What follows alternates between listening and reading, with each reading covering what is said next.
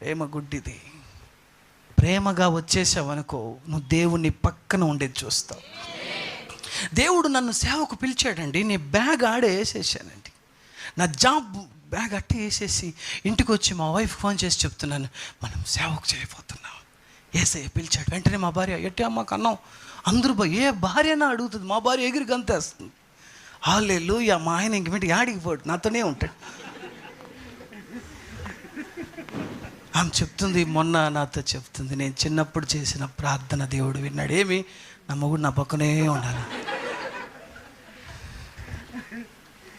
ఏమి, నీ ప్రార్థన విని ఒక పాస్టర్కి వైఫ్గా ఇచ్చున్నాడు దేవుడు.